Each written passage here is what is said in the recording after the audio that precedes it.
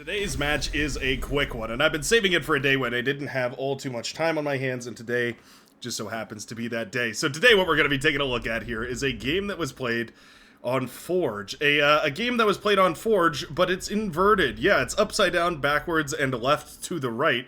It's a bit of a strange match. It's a very interesting looking one, and when I saw the replay, I just knew I had to take a look at it.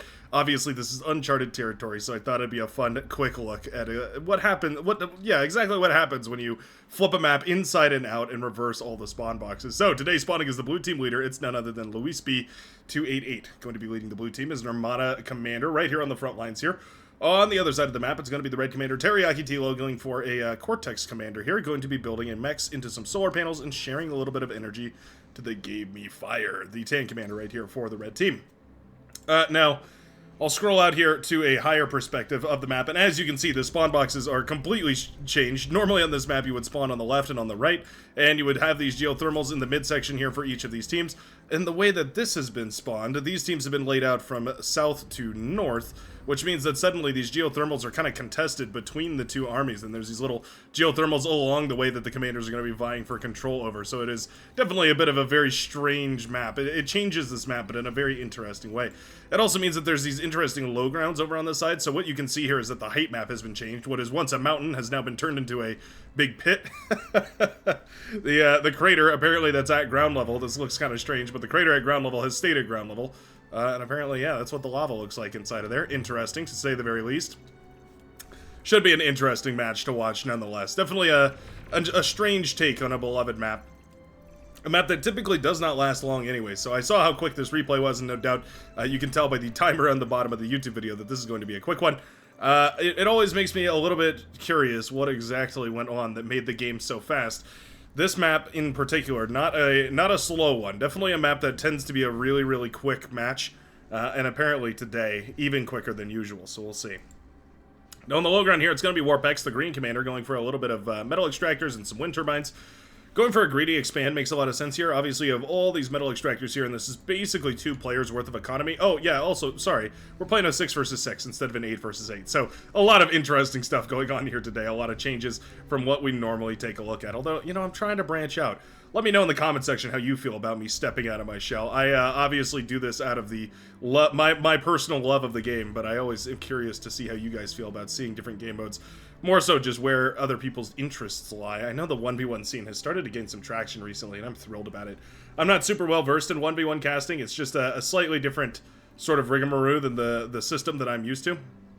But it certainly is a competitive... It adds a competitive layer to the game that is really, really fun to play with. A little bit of grunt action here. Some grunts passing each other in the nights, like ships on an open ocean. And it looks like we will eventually have a resolution here. The Hot Pink Commander blasting down the green grunt right here from Che. Oh, would you look at that? Taking a look here at the flags over on the right-hand side. It does also appear this is the German lobby. Apparently all Germans playing in the lobby here today. Apparently a little bit of a coordinated event. Interesting. I wonder if there was something... I wonder if there was an event that was organized outside of this that led to these commanders playing this very unusual match. I know today, as of recording this, was the bar fight night, so maybe they were participating in that. I'm not sure exactly what happened here, but it is cool to see. Anything out of the ordinary, you know, I'm almost always I'm almost always keen to check out. Little grunt run by here from the tank commander. Will be shut down quite nicely, though, from the blue commander. Actually saves the metal extractor, too, which is quite nice, of course. And almost has the geo up and running. There we go. That first geothermal is nice. That's basically the energy spike that you need in order to get your full production up and running. The second geothermal is where you start thinking about transitioning into an energy conversion economy, right? That's 300 energy back to the lab every second is about 7 metal per second. Not bad when you consider that the geothermal only costs 560 metal, so it pays itself back relatively quickly. But it is one of those things to consider, too, is if you convert a lot of that energy, then suddenly you're not left with very much energy production, right? You have to be careful to balance those things. Nice snipe right there on the yellow commander right here on the right-hand side. Pardon me. A snipe by the yellow commander. It's the Seafoam green commander that goes down. It's Czar XT4 that manages to walk away with the dead commander. You know what? I think we go for a D-gun here. Yeah, I think we D-gun to clean up this wreckage. You can tell Czar wants to eat up that wreckage, and obviously eating up that metal would be phenomenal. But there's so many Rocketeers here to defend that I really don't think it's beneficial.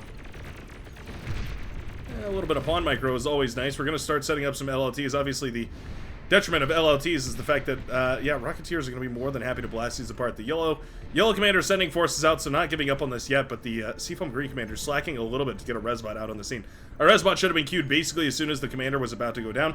That way you can try and, at the very least, salvage as much of that metal out of that wreck as possible. And the yellow commander forced back here slightly, but shouldn't really be in that much trouble. Going for the geothermal plummets the energy reserves right here. Means that Zard doesn't have energy for a D-gun, and suddenly the Centurion is getting huge value. Oh no. So Centurion just barely outrange a commander's D-gun with very, very excellent micro. A Centurion can single-handedly kill a commander. Obviously, quite a bit easier to do with a couple of Centurion to get a flanking bonus in there. But with multiple Centurions, it's relatively easy to kill a commander, but even one of them is possible to do it. Excellent push on this left-hand side, though. My goodness, the green commander Ched just going for a massive boost of production. We're just going for thugs, and more thugs. And you can see those sliders set down low here as well, but the entire blue team overflowing metal towards the green commander, and I just love to see it. There we go. Teriyaki Tilo now in tons of trouble as the thugs march forward. Tries to dive into this group of thugs here to try and explode as many of them as possible, but frankly speaking, there is so much metal out on the field right now that Ramthus is going to be in trouble here as well. Boom goes another one of those red commanders. The actual red commander, now completely knocked out of the game, leaves the game in fact. Beichtvater, the pink commander here, trying to hold the line against those thugs, but again, they're so sturdy and they're so mass-producible. At 114 metal apiece for the amount of HP you get out of them, they really are an extremely efficient piece on the field. Like this engagement right here from WarpX, firing away at the enemy commander with your commander and then utilizing the units to trigger that flanking bonus is one way to definitely do a lot of damage, but these commanders did come away about even. But I think I'm going to keep my eyes over here on this fight as the thugs continue to march forward. They're going to start blasting down the defenses. As you can see, some of them shared over here to the Cyan commander Ramthus so that they can continue pushing forward into this territory that belonged to They Gave Me Fire, the Tan commander. It's a delicate dance, because as soon as Resbots come out to reclaim a whole bunch of this wreck, as soon as production ramps up right here, this can actually turn into a really dangerous counterattack, where suddenly it becomes a matter of whoever reclaims all this metal ends up producing the bigger army, and then of course can storm their way down the line, but also the one that built the bigger army, built it with Resbots, means they have the Resbots to sustain the big army once they go on a killing spree. I've seen games turned around very quickly in that sort of a way. One of those things to be aware of when you're sending these slower, heavier, more expensive units across the field. About 2,000 or so. About 2,500 metal available for the Cyan commander marching forward in the form of thugs right there. Obviously, ideally, you would leave nothing for the enemy to reclaim. Just kill their units and reclaim everything left on the battlefield. But obviously, there's a trade-off to be made there. You have to pack Resbots. You have to make sure that the army is trading out relatively efficiently. There's a lot of steps that need to be followed in the meantime before they can actually come to fruition. Rakuto taking advantage of these weird pillars right here to kind of dodge the commander back and forth. A resurrected army here for Gruff Zul. The orange commander now firing away into the distance with these Rocketeers, trying to connect against as many of these purple bots as possible. A couple of medium tanks rocketing, well, not rocketing forward, rolling forward. Just watch Autobots, or what is it called? Transformers 1. It was a great movie. Yeah, I was pretty thrilled with the way that movie went. I hope they explore that IP a little bit further, because that was a really fun take on Transformers. I was pretty thrilled about it.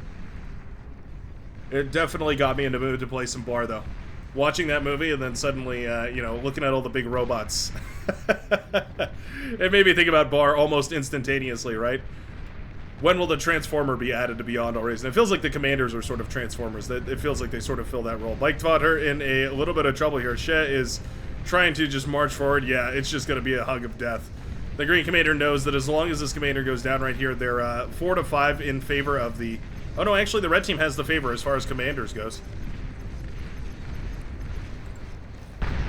Boom goes both those Commanders. A worthwhile trade, I would say. Both those Commanders going down, of course, but also the Laboratory and all the production goes down as well. There we go. The Hot Pink Commander calls the resign vote as units break into the backline.